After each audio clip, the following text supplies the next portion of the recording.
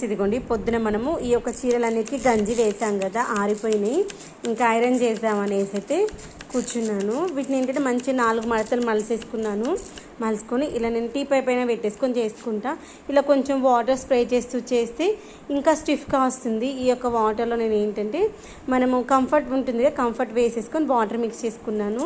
మంచి సువాసన వస్తుంది. ఈ యొక్క కంఫర్ట్ కావాలంటే మనం గంజిలో కూడా వేసుకోవచ్చు. లేదు అంటే అలా గంజిలో వేయడం మర్చిపోయామనుకోండి, ఇలా మనం వాటర్ స్ప్రే చేసుకుంటే ఆ యొక్క ఫోల్డింగ్స్ పోతాయి, నీట్గా వస్తుంది. బట్టలు అయితే మంచిగా షైన్ వస్తూ ఉంటుంది. ఒకవేళ మనము గంజి వేసుకోకుండా ఉన్నామనుకోండి, గంజి తయారు చేసుకొని కూడా ఫిల్టర్ చేసుకొని ఇలా బాటిల్లో పోసుకొని దాన్ని స్ప్రే చేసుకుంటూ కూడా ఐరన్ చేసుకోవచ్చు అనమాట. అప్పుడు కూడా మనకు మంచిగా గంజి పట్టినట్టుగా ఉంటుంది. అప్పుడు ఏంటంటే స్ప్రే చేశాక ఒక 5 మినిట్స్ 2 to 3 మినిట్స్ ఫ్యాన్ పెట్టేసుకొని మంచిగా ఆరనిస్తూ ఇలా ఐరన్ చేసుకోవాలి. మంచిగా వస్తుంది.